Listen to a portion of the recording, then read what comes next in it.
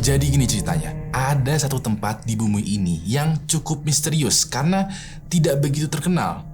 Dan jarang banget nih ada yang membahas tempat ini. Percaya atau tidak, tempat ini juga itu mempunyai tambang emas yang besar banget. Yang kalau lo lihat ke arah sungainya, lo bisa mendapatkan tuh biji-biji emas. Tempat ini juga mempunyai alam yang indah dan jarang sekali tersentuh oleh peradaban manusia. Walaupun begitu, tempat ini itu mempunyai kisah nyata, peristiwa misterius, bahkan tragedi untuk setiap orang yang berusaha mencari emas di sana. Kenapa? Karena banyak orang yang ke tempat ini tuh bertujuan mencari untung, tapi ujung-ujungnya malah buntung. Kalau sekiranya penasaran dengan tempat ini, langsung aja share video ini ke teman lo yang hobi naik gunung, tapi istri sendiri jarang dinaikin.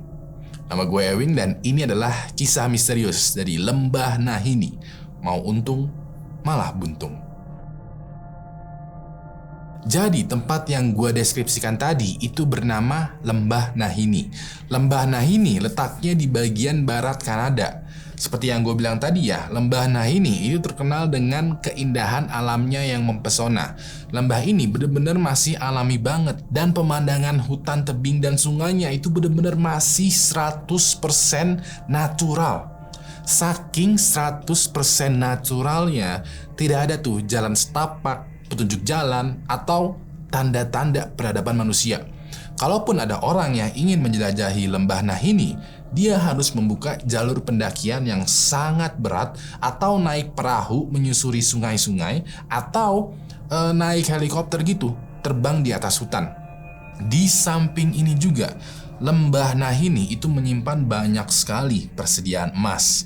Disebutkan kalau sungai yang bernama Flat River, ya sungai yang membelah Lembah Nahini ini, itu mempunyai banyak sekali batu-batu indah atau biji-biji emas. Banyak banget para penambang emas yang berkunjung ke lembah ini bertujuan mencari biji-biji emas.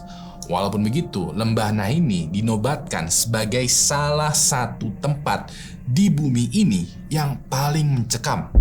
Dikabarkan kalau hilir dari sungai Lembah Nahini ini ada sebuah desa atau kota kecil gitu yang penduduknya adalah mantan dari suku yang pernah tinggal di Lembah Nahini. Sukunya ini itu bernama suku Naha.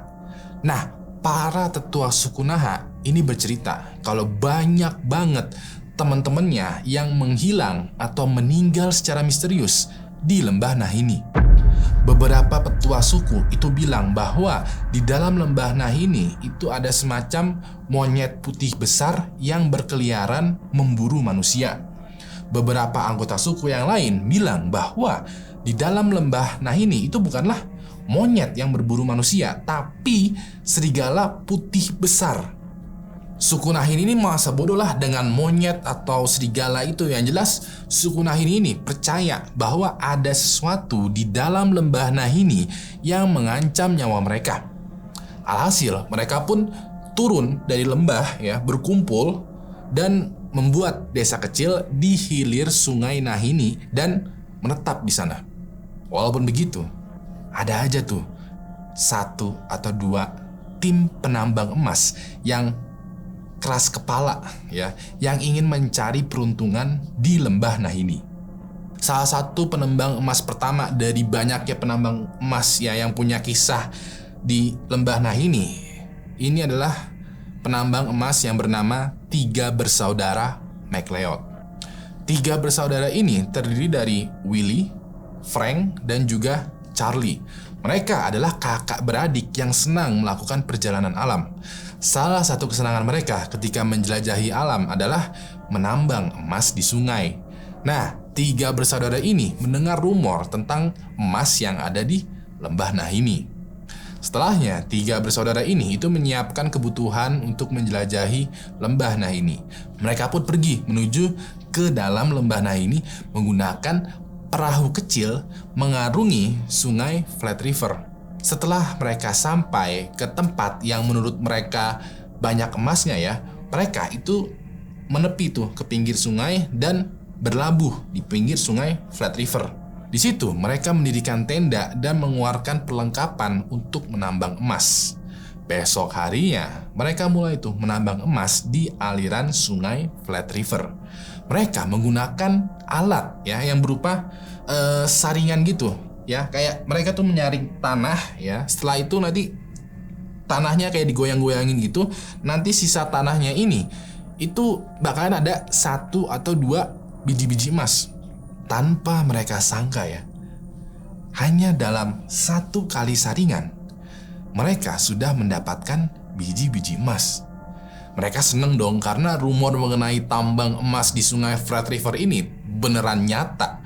Mereka akhirnya seharian tuh menambang emas.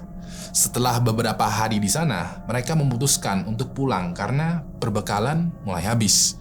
Begitu mereka selesai packing lagi semuanya ya, mereka naik perahunya dan mulai tuh mendayuh ke desa di awal tadi yang ada di bawah. Pas awal-awal perjalanan ini ya, mereka sumringah banget karena pulang dengan banyak emas.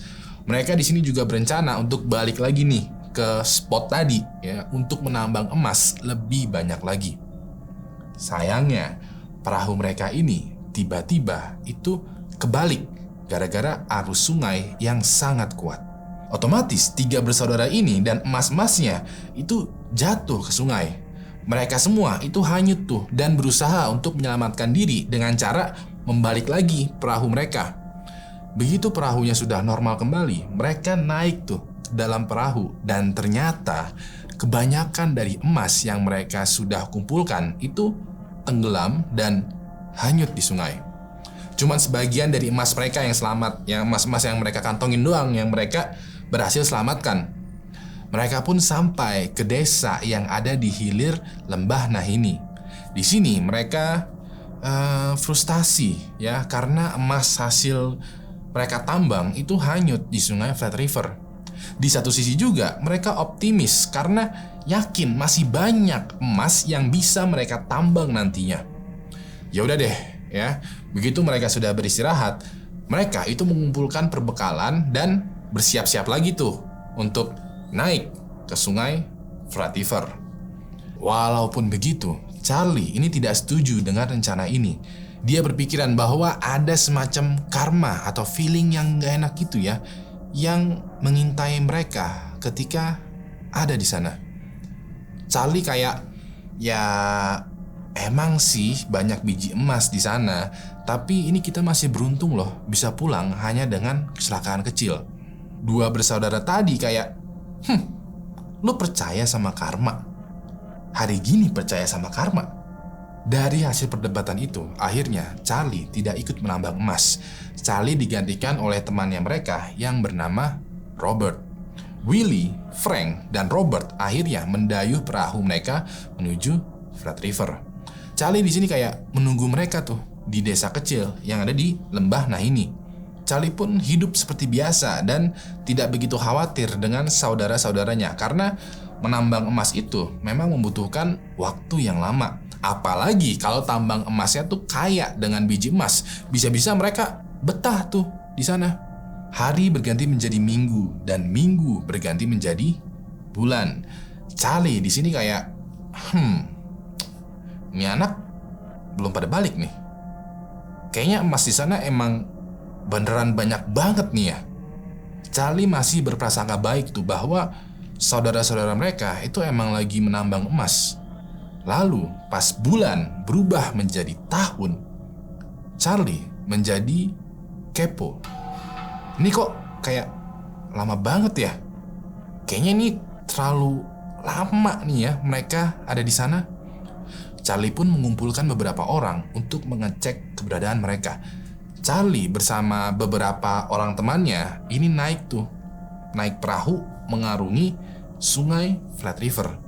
Begitu Charlie dan kawan-kawan sampai ke spot dulu ya, spot yang mereka cari itu ya bareng sama 2 saudaranya, Charlie tidak melihat tanda-tanda kehidupan. Di sini Charlie mungkin berpikir ya, mungkin saudaranya itu masuk lebih dalam lagi. Ya udah deh, Charlie dan kawan-kawan mengarungi lagi tuh Flat River, masuk lebih dalam ke lembah Nahini. Menurut kesaksian Charlie nih ya, pas mereka mengarungi sungai Flat River lebih dalam lagi ya, itu ada semacam sebelah kanan kiri mereka itu kayak ada tebing yang terjal yang menjepit sungai Flat River. Di tebing yang terjal itu ada semacam goa-goa kecil menyebar di sekitaran tebing.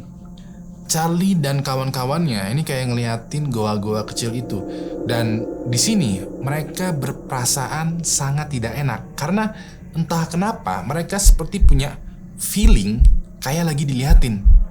Somehow kayak ada sesuatu atau bahkan orang yang memperhatikan mereka dari goa-goa kecil di sekitaran tebing-tebing ini.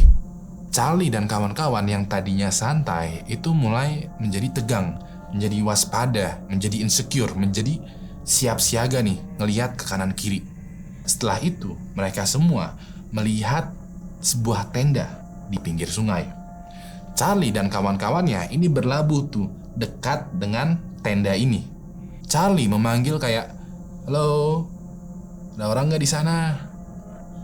Tapi nggak ada jawaban. Charlie pun menghampiri tenda dan dia langsung kaget karena di depan pintu tenda itu terbaring satu jenazah. Jenazahnya ini posisinya agak aneh ya. Jadi jenazahnya ini tuh setengah badannya ada di dalam tenda, sedangkan setengah badannya lagi itu ada di luar tenda. Posisi jenazahnya itu tiduran, tengkurap dengan tangan kayak berusaha ngambil sesuatu. Lebih anehnya lagi adalah jenazahnya ini gosong. Dan kepala dari jenazahnya ini itu hilang, terpenggal. Selain itu, di salah satu pohon yang ada di dekat tenda itu ada semacam tulisan yang diukir. Ya, tulisan yang diukir itu tertulis gold dengan tanda seru. Walaupun begitu, tidak ditemukan tuh sekiranya emas di sekitaran tenda.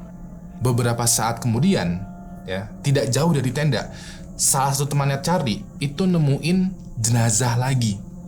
Jenazahnya ini itu ditemukan dalam keadaan sangat membusuk dan lagi-lagi tanpa kepala.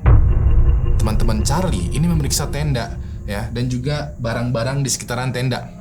Dan di sini mereka bersimpulan bahwa dua jenazah tanpa kepala ini adalah Willie dan Frank McLeod, saudaranya si Charlie.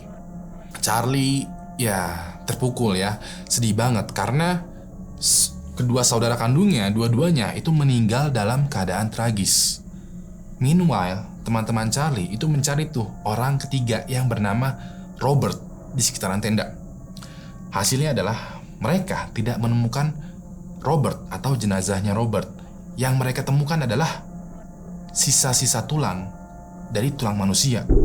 Mereka nggak tahu nih, ini tulang manusia, tulangnya siapa. Nah, terus mereka kayak ngambil kesimpulan, mungkin ya antara ini tulangnya Robert atau Robert telah menghilang. Charlie dan teman-temannya ini balik lagi nih ke desa di hilir sungai Flat River dan mereka melaporkan kejadian ini, temuan ini ke polisi. Singkat cerita, polisi memeriksa TKP dan melakukan investigasi. Hasil investigasinya adalah 3 jenazah ini meninggal akibat kelaparan dan kepala dari jenazahnya ini itu dimakan oleh hewan liar. Charlie kayak tidak menerima hasil investigasi karena mereka nggak mungkin kelaparan karena mereka berkemah di pinggir sungai yang notabene-nya kalau mereka kelaparan ya mereka tinggal memancing aja tuh ikan yang ada di pinggir sungai. Terus juga kepalanya ini itu terpenggal secara rapih loh. Kayak gak mungkin dong ya hewan bisa memenggal kepala manusia dengan rapih. Walaupun Charlie udah protes, tapi polisi kayak, "Hey, it is what it is. Ya begitulah kesimpulan dari kami. Lagi pula ngapain lo main-main jauh ke sana? Udah jelas-jelas suku Naha itu melarang pergi ke lembah Nahini, tapi lo mengabaikan peringatan dari suku Naha ini." Charlie pada akhirnya ya tidak bisa nih melakukan apa-apa. Kisah 3 bersaudara McLeod ini tuh menyebar ke seluruh Kanada ya. Beberapa orang berpendapat bahwa memang ada tuh hewan liar, hewan buas yang menyerang 3 penambang ini lalu mengambil kepala mereka. beberapa orang lain berpendapat bahwa mungkin aja si Robert ini membunuh dua bersaudara MacLeod dengan cara memenggal kepala mereka dan kabur sambil merampas seluruh emasnya. Sampai sekarang nih, nggak ada yang tahu apa yang sebenarnya terjadi dengan MacLeod bersaudara. Akibat peristiwa ini ya, reputasi Lembah Nahinni itu semakin terkenal karena ada prospek, beneran ada prospek tambang emas yang bagus di sana. Dan Lembah Nahinni menjadi lebih mengerikan karena saudara MacLeod ini itu meninggal dengan kondisi yang misterius. Lalu sekitar tahun 1910, seorang pria bernama Martin Jorgensen ingin mengadu nasib nih di Lembah Nahinni. Dia nggak peduli tuh tentang kasus MacLeod bersaudara tadi. Pokoknya ya, Martin ini pengen tajir. Gua pengen kaya. Gua pengen jadi crazy rich. Gua pengen menambang emas. Dan gua nggak peduli dengan rumor atau hal mistis atau kasus yang ada di Lembah Nahinni. Martin akhirnya mengumpulkan nih orang-orang yang sekiranya satu visi misi dengan dia. Martin bilang nih ke orang-orang yang dia kumpulkan ya, bahwa Martin itu akan masuk duluan nih ke dalam Lembah Nahinni. Martin masuk duluan dengan rencana ya, Martin tuh bakalan scouting, bakalan mengintai dulu tuh situasinya gimana. Martin juga di dalam Lembah Nahinni itu bakalan kayak ngebuat kabin yang terbuat dari kayu, supaya Martin dan orang-orang yang nanti bakalan datang ini aman dari serangan hewan liar. Nantinya begitu kabinnya udah jadi, beberapa minggu kemudian orang-orang yang ada di kota itu nyusul deh ke Martin. Orang-orang setuju dong dengan rencana Martin ini dan ya udah deh, dia pergi ke dalam Lembah Nahinni melalui Flat River ya, menggunakan perahu sendirian. Beberapa minggu kemudian, di hari yang sudah mereka rencanakan, orang-orang ini itu masuk tuh ke Lembah Nahinni menyusul Martin. Mereka semua mengarungi sungai ya, masuk lebih dalam lagi nih ke dalam Lembah Nahinni, lebih dalam dari dua MacLeod bersaudara. Singkat cerita, mereka menemukan kabin di pinggir sungai. Sayangnya, kabinnya ini itu dalam kondisi yang sudah terbakar dan rata dengan tanah. Di dalam kabin itu ada satu jenazah yang gosong, yang kepalanya terpenggal. Dan jenazahnya tersebut adalah, ya benar banget, jenazahnya Martin Jorgensen. Yang lebih aneh lagi ini adalah Martin ini pergi ke dalam Lembah Nahinni pada saat musim dingin. Dan Martin juga ditemukan pada saat musim yang sama. Mereka semua kebingungan bagaimana caranya membakar kabin di tengah musim dingin yang penuh dengan salju. Mereka semua balik lagi tuh ke desa dan melaporkan ke polisi. Singkat cerita, polisi memeriksa TKP dan melakukan investigasi. Hasil investigasinya, polisi berkesimpulan kalau Martin ini meninggal karena diserang hewan liar dan kepalanya dimakan hewan liar. Orang-orang kayak, what? Ya, kayak nggak percaya gitu dengan hasil investigasi si polisi yang copy paste dari kasusnya MacLeod bersaudara. Polisi juga saat itu ya mengaku pada dasarnya ya mereka juga nggak bisa melakukan banyak hal, karena gimana caranya menginvestigasi kasus yang terjadi di hutan ya, di tengah hutan belantara yang tidak ada peradaban manusia sama sekali. Di sini polisi dan orang-orang Martin tuh mulai percaya nih dengan kepercayaan suku Naha bahwa memang ada tuh sesuatu atau seseorang yang memburu manusia di dalam Lembah Nahinni. Lalu pada tahun 1922, seorang pria yang bernama John O'Brien, yang ini bersifat samalah dengan Martin, kurang lebih sama, nggak peduli dengan rumor, dengan kasus, dengan kepercayaan yang ada di Lembah Nahinni. Gua pengen tajir, gua pengen menambang emas di sini. John O'Brien akhirnya tuh pergi bersama satu temannya ke dalam Lembah Nahinni. Mereka berdua camping ya di tempat MacLeod bersaudara kemarin itu bercamping. Begitu udah sampai, mereka mulai tuh menambang emas dan bener banget mereka menemukan biji-biji emas. Hari berganti hari dan perbekalan mereka itu mulai menipis. John bilang ke temannya bahwa John ini itu mau berburu hewan liar yang ada di sekitaran hutan. John bilang kalau dia mungkin bakalan gak pulang ke camping ya selama semalam atau 2 malam. Temannya John ini approve dan John pun akhirnya pergi berburu. Semalam, 2 malam, 3 malam, sampai 4 malam, John tidak kembali lagi. Temannya John akhirnya mencari John dan singkat cerita, temannya John menemukan John dalam keadaan yang aneh. John itu lagi duduk gitu ya, di sebelah bekas api unggun sambil memegang rokok. Pas temannya menghampiri John, temannya John bersaksi bahwa John ini meninggal karena membeku. Temannya John ini merasa bingung, aneh, dan ngeri ya. Bagaimana John bisa meninggal membeku di samping api unggun? Menurut temannya, posisi John ini juga aneh karena posisi John ini itu lagi nggak seperti orang yang tidak kedinginan. John terlihat lagi sebat nih ya, menikmati api unggun dan tahu-tahu sekejap dia itu membeku dan meninggal. Temannya John ini langsung packing secepat mungkin sambil bawa perlengkapan dan sebagian emasnya turun ke desa dan melaporkan ke polisi. Polisi yang melakukan olah TKP dan investigasi berkesimpulan bahwa ya John meninggal akibat kedinginan. Sampai saat ini kayak polisi mah ya udah meninggal kan kayak segitu doang, kayak ya meninggal gara-gara hewan liar, dah meninggal gara-gara kedinginan, dah kayak aneh lah kesimpulan polisinya. Kayak kok segitu doang ya investigasinya, mudah sekali gitu. Lalu pada tahun 1926 ada lagi nih sebuah tim penambang emas yang beranggotakan 10 orang. Tim ini terdiri dari beberapa orang yang ahli di kegiatan outdoor.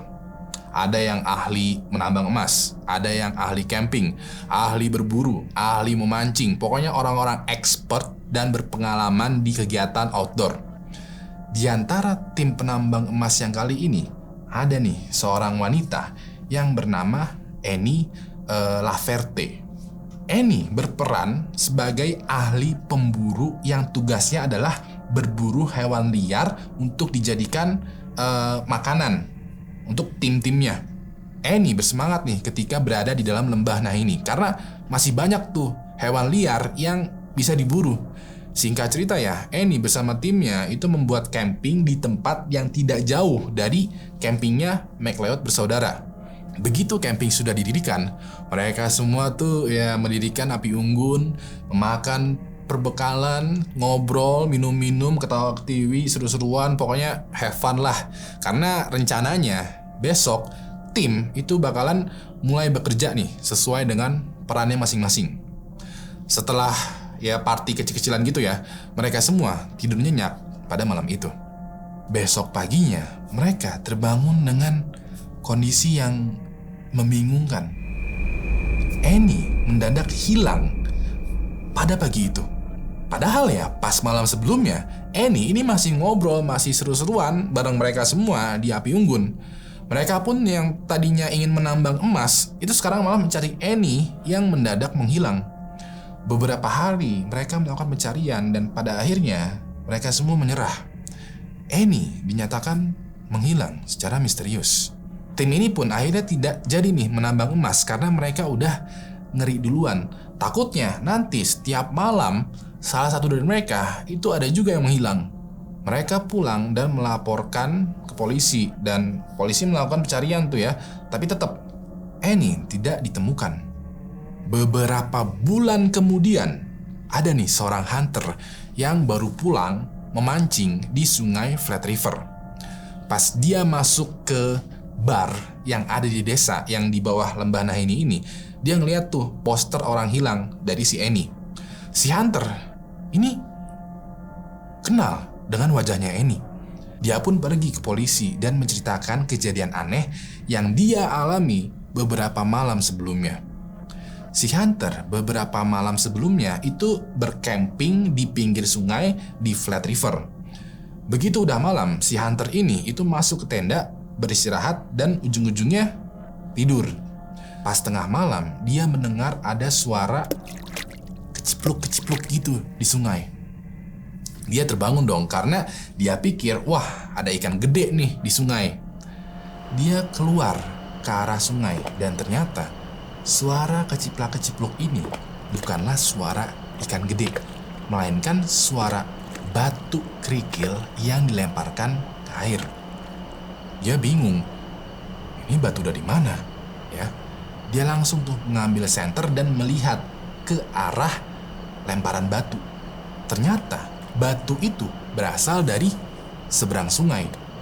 Di seberang sungai dia senterin tuh, ya, dan dia melihat ada seorang wanita telanjang melemparkan batu ke arah sungai. Si wanita ini notice bahwa dia lagi disenterin sama si hunter. Si wanita ini langsung cemberut dan memanjat ke atas tebing menggunakan kaki dan tangannya. Si wanita ini itu masuk ke dalam gua-gua kecil yang ada di dalam tebing. Si hunter ini langsung masuk ke dalam tenda dan berlindung di dalam tenda. Dia tidak tidur, ya, kayak waspada sampai pagi. Begitu udah pagi, si hunter langsung pulang ke desa tanpa packing-packing. Polisi yang mendengar ceritanya si hunter ini ikutan merinding dan bingung.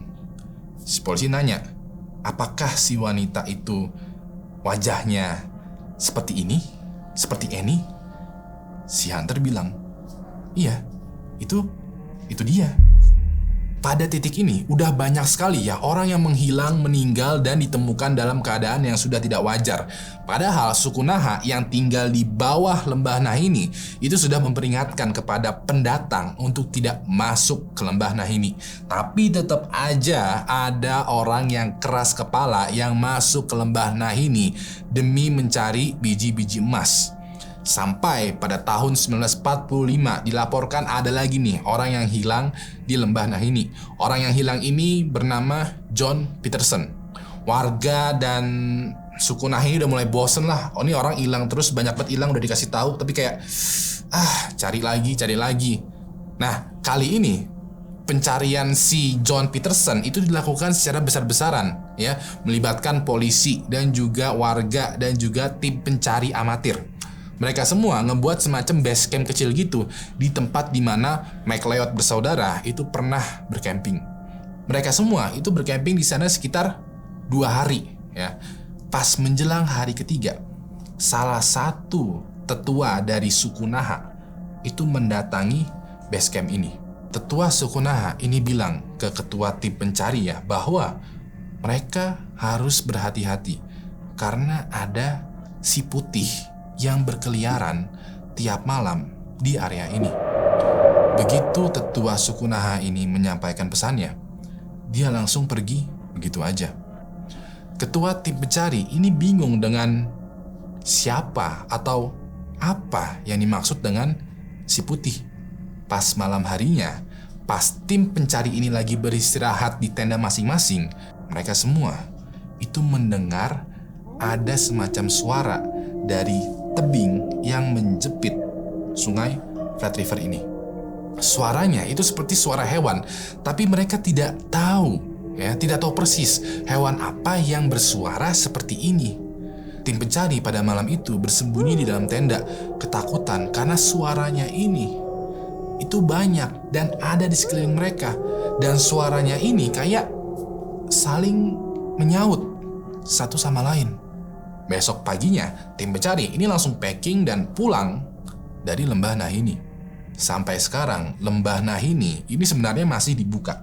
Tapi desa di bawah lembah Nahini ini pasang banyak peringatan, ya, dan melarang keras orang-orang untuk tidak masuk ke dalam lembah Nahini.